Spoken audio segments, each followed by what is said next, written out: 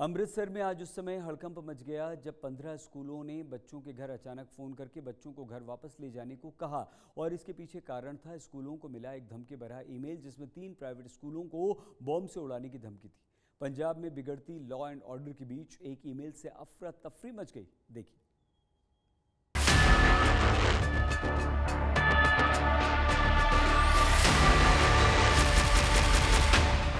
अमृतसर में सुबह सुबह एक ऐसी खबर आई जिसने पूरे शहर को हिलाकर रख दिया।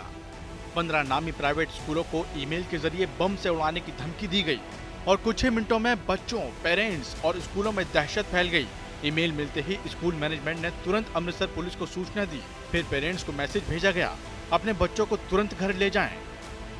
तमाम स्कूलों के गेट पर तनाव साफ दिखाई दे रहा था। क्लासरूम बंद करा दिए गए थे। स्कूल की वैन बच्चों को लेकर वापस लौट रही थी और अचानक हुई छुट्टी की वजह से बच्चे भी परेशान थे। पेरेंट्स की भागदौड़ और स्कूलों के बाहर भीड़ के जमावड़े के बीच पूरा अमृतसर शहर दहशत में दिखाई दिया। अमृतसर शहर के ਜਿਹੜੇ ਸਾਡੇ ਐਡਜॉइनिंग रूरल एरियाज ने ਉਹਨਾਂ ਦੇ ਵਿੱਚ ਕੁਝ ਸਕੂਲਸ ਨੂੰ ਥ੍ਰੈਟਨਿੰਗ ਮੇਲਸ ਆਈਆਂ ਸੀਗੀਆਂ। ਬਹੁਤ ਜਲਦੀ ਅਸੀਂ ਜਦੋਂ ਸਾਨੂੰ ਇਨਫੋਰਮੇਸ਼ਨ ਮਿਲੀ ਇਮੀਡੀਏਟਲੀ ਸਾਰੇ ਸੀਨੀਅਰ ਆਫਸਰਸ ਅਸੀਂ ਰਸ਼ ਕੀਤਾ ਔਰ ਸਾਰੇ ਕੈਂਪਸਸ ਸਿਕਿਉਰ ਕੀਤੇ। Anti sabotage point of view उन्होंने सारा चेक किया गया और बिल्कुल ये ਜਿਹੜੇ थ्रेट्स ने फॉल्स पाई गई। फिर भी सारे ਜਿਹੜੇ कैंपस असी टोटली सिक्योर किए। इस बीच एक ईमेल सामने आया जिसमें दावा किया गया कि खालिस्तान रेफरेंडम नाम के संगठन ने ये धमकी दी है। ईमेल में लिखा था कि खालिस्तानी समर्थकों के एनकाउंटर का बदला लेने के लिए 3 अलग अलग स्कूलों में धमाका किया जाएगा। हालांकि पुलिस अभी इसकी पुष्टि नहीं कर रही है, लेकिन इस ईमेल को साइबर सेल ने जांच के लिए कब्जे में ले लिया है। पंजाब पुलिस की नफरी लगी है, उसमें काफ़ी जो डिस्ट्रिक्ट फोर्स है उनको हमने डिप्लॉय किया हुआ है and we have got 1700 people जो हेडक्वार्टर की तरफ से मिले हैं हमें, तो उनको भी हमने इस ड्यूटी में डिप्लॉय किया है। We are registering FIR and at the same time उस ईमेल को ट्रेस करने के लिए जो हमारी टेक्निकल टीम्स है, साइबर टीम्स है, they are working on it. Plus जो BDS टीम है तो उन्होंने पूरा इंस्पेक्शन कर लिया, वहाँ पे सारा चेक कर लिया एंड नथिंग ऑब्जेक्शनेबल या सस्पिशियस वाज फाउंड। अमृतसर के 15 स्कूलों को दी गई ये धमकी फिलहाल भले ही साइबर जांच के घेरे में हो, लेकिन इसने एक बार फिर साबित कर दिया है कि सिर्फ एक ईमेल से भी पूरा शहर दहशत में आ सकता है। जब हमें उसमें से एक स्कूल अमृतसर रूरल के एरिया में पड़ता है तो इमिडिएटली वी डिस्पैच्ड टीम्स, एक कंसर्न DSP वहाँ पे चला गया, प्लस जो BDS टीम है तो उन्होंने पूरा इंस्पेक्शन कर लिया, वहाँ पे सारा चेक कर लिया एंड नथिंग ऑब्जेक्शनेबल या suspicious was found. Nevertheless precautionary measures are in place and साथ के साथ we have received complaint from the school authorities, तो उसमें हम पर्चा दर्ज कर रहे हैं। पुलिस की टीमें अभी भी जांच में जुटी हैं कि धमकी किसने दी, कहां से दी और क्या इसके पीछे कोई बड़ी साजिश है या सिर्फ एक डिजिटल शरारत। आज तक ब्यूरो। पंजाब के अबोहर कोर्ट कॉम्प्लेक्स में गोलू पंडित की हत्या करने वाले आरोपी गग्गी लाहौरिया ने पुलिस से ही जान का खतरा बता दिया। हत्या के केस में गिरफ्तारी के बाद पुलिस बब्बू को अबोहर कोर्ट में पेश करने के लिए लाई थी, जहां उसने कहा कि पुलिस से मुझे खतरा है, जो मेरे साथ चल रहे हैं यही पुलिस वाले मुझे मार देंगे, मेरा एनकाउंटर कर देंगे। गग्गी और उसके 3 साथियों को पुलिस ने गिरफ्तार किया है। होया गोलू पंडित नूं जिहड़ा गोलियां वजियां ਉਹ ਅੱਜ ਤਰੀਕ ਤੇ ਆਉਣ ਕਰਕੇ ਦੋਵਾਂ ਦਾ ਆਮਣਾ ਸਾਹਮਣਾ ਹੋਣ ਕਰਕੇ ਉਹ ਮੇਰੇ ਤੇ ਹੈਵੀ ਹੁੰਦਾ ਸੀ। ਠੀਕ ਹੈ ਜੀ, ਇਹਨਾਂ ਨੇ ਮੇਰੇ ਪਹਿਲਾਂ ਵੀ ਸੱਟਾਂ ਮਾਰੀਆਂ ਸੀ। ਜਿੱਥੇ ਵੀ ਫੜੇ ਜਾਂਦੇ ਉੱਥੇ ਮੇਰਾ ਨਾਂ ਲੈਂਦੇ ਵੀ ਇਹ ਗੱਗੀ ਮਾਰਨਾ, ਗੱਗੀ ਲਾਹੌਰੀਏ ਨੂੰ ਮਾਰਨਾ। ਠੀਕ ਹੈ ਜੀ, ਜਿਹੜਾ ਕੋਈ ਵੀ ਕੋਈ ਨਜਾਇਜ਼ ਤੰਗ ਨਾ ਕੀਤਾ ਜਾਵੇ ਕਿਸੇ ਨੂੰ, ਇਹ ਮੈਂ ਕੀਤਾ। ਜਿਹੜਾ गोलू पंडित ਤੇ जीता आंदे ही ना भी गग्गी मारना ही, गग्गी लाहौरिया मारना, ਇਹਨਾਂ ਨੂੰ ਆਖੋ ਹੁਣ ਮਾਰ ਲੋ। ठीक है, गग्गी ਨੂੰ मारना किते सौखा नहींगा। कोई गल नहीं, समा आऊगा, तुसीं ਹੁਣ ਕੱਢ ਲਿਆ ਜੇ। ਜਿਹੜਾ ਮੇਰੇ ਸੱਟਾਂ ਮਾਰੀਆਂ ਸੀ ਤੁਸੀਂ, ਮੈਂ ਤਾਂ ਕੱਢ ਲਈ ਆਪਦੀ। ਤੁਸੀਂ ਆਂਦੇ ਸੀ ਨਾ ਵੀ गग्गी लाहौरिया मारना, ਜਿੱਥੇ ਫੜੇ ਜਾਂਦੇ ਸੀ, ਜਿੱਥੇ ਵੀ ਕੋਈ ਰਿਮਾਂਡ ਹੁੰਦਾ ਸੀ ਉੱਥੇ ਆਂਦੇ ਸੀ ਵੀ गग्गी ਨੂੰ मारना, मार लो हुण गग्गी नूं। ठीक है। पंजाब में बिजली के प्रीपेड मीटरों और बिजली संशोधन बिल के विरुद्ध किसानों का गुस्सा थम नहीं रहा। इस कड़ी में एक बार फिर से संयुक्त किसान मोर्चा के बैनर तले 18-19 दिसंबर को पंजाब में डीसी कार्यालयों के बाहर प्रदर्शन किया गया। चंडीगढ़ में पीसी में किसानों ने चेतावनी दी, अगर सरकार उनकी समस्याओं का समाधान नहीं करेगी तो 20 दिसंबर को फिर से रेल रोको प्रदर्शन पंजाब में किया जाएगा। और जिवें लौंगोवाल साहब ने दस्सिया भी मोर्चा हुण 18 तो पंजाब दे डीसी दफ्तरां गाड़ी शुरू होगा 2 दिन लई।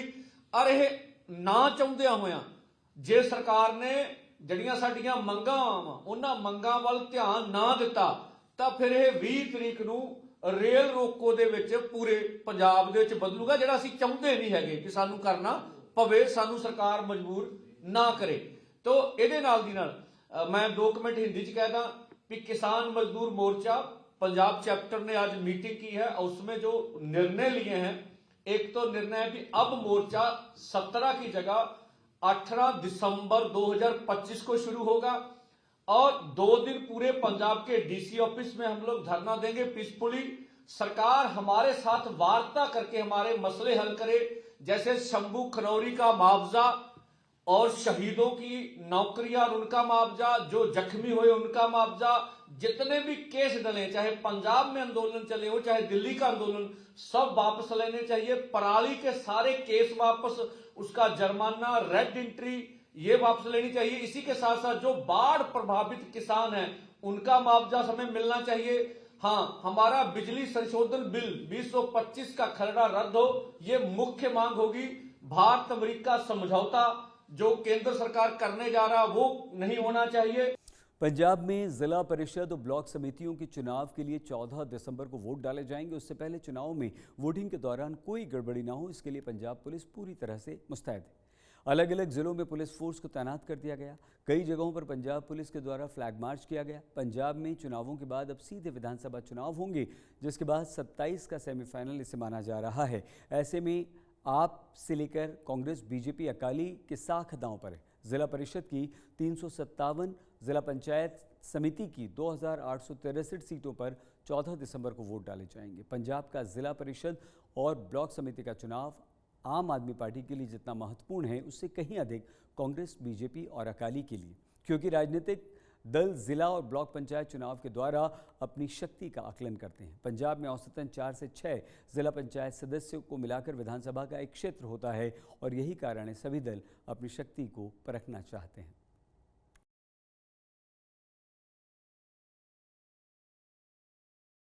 खबर इंडिगो संकट की, जिसे लेकर सरकार सख्त है। इंडिगो के सीईओ को एक बार आज फिर से बुलाया गया। सीईओ पीटर अल्बर्ट्स डीजीसीए की जांच कमेटी के सामने पेश हुए। अल्बर्ट्स को आज 4 सदस्यों वाली हाई लेवल कमेटी ने बुलाया। इंडिगो में गड़बड़ी को लेकर पूछताछ की। इससे पहले कल इंडिगो के सीईओ और अधिकारियों ने उड़ान संचालन, भर्तियों को लेकर रिपोर्ट दी थी। इंडिगो संकट के बीच बड़ी खबर यह है कि इंडिगो के हालिया उड़ान के संबंध में डीजीसीए ने 4 उड़ान संचालन निरीक्षकों को बर्खास्त किया है। वरिष्ठ कांग्रेस के नेता और पूर्व केंद्रीय गृह मंत्री शिवराज पाटिल का 90 वर्ष की उम्र में निधन हो गया। उन्होंने लातूर में अंतिम सांस ली। शिवराज पाटिल पिछले कुछ दिनों से बीमार थे।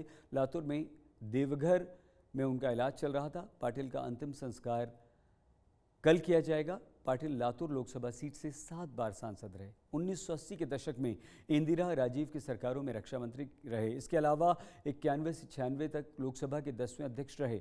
2004 से 8 तक गृह मंत्री रहे। हालांकि मुंबई हमलों में सुरक्षा चूक की नैतिक जिम्मेदारी लेते हुए उन्होंने इस्तीफा दिया था। इसके अलावा पाटिल 2010 से 15 वर्षों तक पंजाब के पूर्व राज्यपाल और चंडीगढ़ के प्रशासक रहे।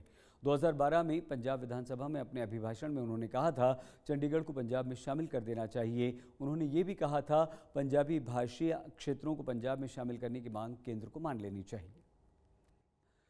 खबर ठंड की, दिसंबर के दूसरे सप्ताह में हर गुजरते दिन के साथ ठंड बढ़ रही है। मैदानों से लेकर पहाड़ों तक लोग सूखी ठंड से ठिठुर रहे हैं।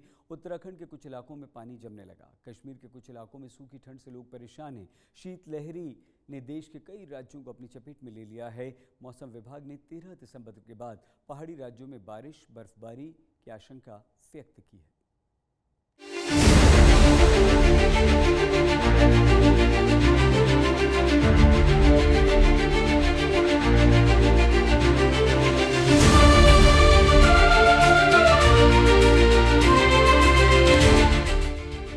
शीतलहर, घना कोहरा, जमा हुआ पानी और ठंड से बचने के लिए अलाव तापते लोग। दिसंबर के दूसरे हफ्ते में पहाड़ से लेकर मैदान तक सर्दी का कुछ ऐसा ही मिजाज है। ठंड के कारण ये हालात तब हैं जब अभी उत्तर भारत के पहाड़ी राज्यों जम्मू कश्मीर, हिमाचल और उत्तराखंड में उम्मीद के मुताबिक बर्फबारी नहीं हुई है। बावजूद इसके सूखी ठंड ने लोगों को ठिठुरने पर मजबूर कर दिया है। बावजूद इसके लोग बाहर निकल रहे हैं और मौसम का लुत्फ उठा रहे हैं।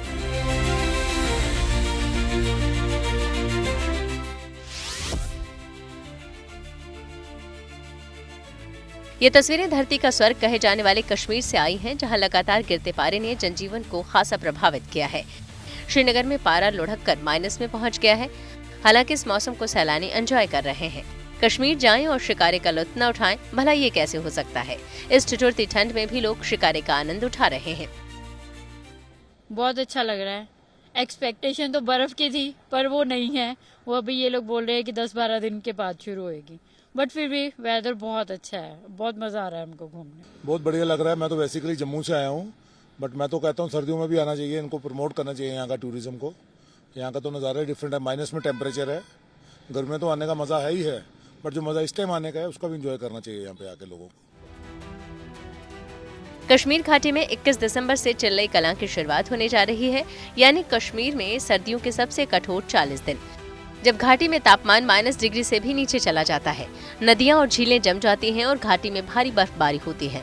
लेकिन उससे पहले ही सूखी सर्दी ने पूरी घाटी को अपनी गिरफ्त में ले रखा है। मौसम विभाग का कहना है कि अभी कुछ और दिन घाटी के लोगों को इस सूखी ठंड का सामना करना पड़ेगा।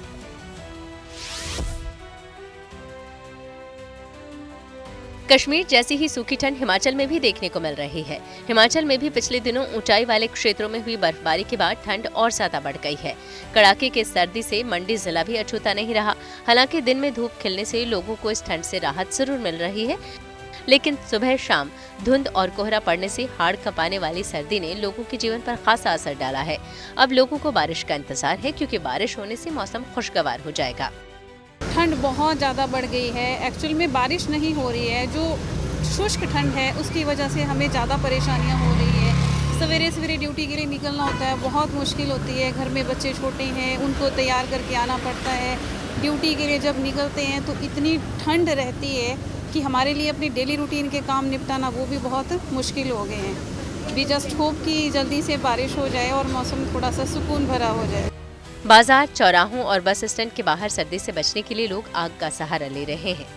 कड़ाके की ठंड पड़ रही है और ख़ासकर मंडी शहर में जो बल से धुंध आती है उसकी वजह से लोगों को घरों से निकलना मुश्किल हो रहा है। और जो फल व सब्जियों का काम करते हैं, अपनी दुकानें लगाते हैं, सुबह सुबह हमें अपनी दुकानें लगाने में बहुत दिक्कत हो रही है, क्योंकि आजकल हमारे हाथ बिल्कुल सुन्न हो जा रहे हैं। और जो बारिश सर्द ऋतु की होनी है वो डिले हो चुकी है। देवभूमि उत्तराखंड में भी कड़ाके की ठंड देखने को मिल रही है। उत्तरकाशी में ठंड ने अपना सबसे कठोर रूप दिखाना शुरू कर दिया है। ऊंचाई वाले इलाकों में तो तापमान 0 से नीचे पहुंचने के कारण झरने जमने लगे हैं। गंगोत्री धाम और उसके आसपास बहते पानी पर जमी बर्फ की मोटी परतें सर्दी के सितम को बयां कर रहे हैं। गंगोत्री नेशनल पार्क क्षेत्र में हालात और कठिन हैं। कई पैदल मार्गों पर जमी बर्फ से तेज फिसलन हो गई है, जिससे आवागमन जोखिम भरा हो गया है। वहीं पार्क भले ही सर्दी की वजह से बंद हो चुके हैं, लेकिन वन कर्मियों की गश्त जारी है और मौसम विभाग ने संकेत दिए हैं कि आने वाले दिनों में तापमान और नीचे जा सकता है, जिससे सर्दी का संकट और गहरा सकता है। पहाड़ों पर पड़ रही इस ठंड का असर अब मैदानी राज्यों में भी दिखाई दे रहा है। यूपी, एमपी, राजस्थान, पंजाब, हरियाणा और चंडीगढ़ में पारा लगातार गिर रहा है। मौसम विभाग ने बताया है कि एक पश्चिमी विक्षोभ पश्चिमी हिमालय क्षेत्र में 13 दिसंबर से बनने की संभावना है। इसकी वजह से दिल्ली एनसीआर से लेकर पंजाब, हरियाणा और चंडीगढ़ में कड़ाके की ठंड पड़ने की संभावना है।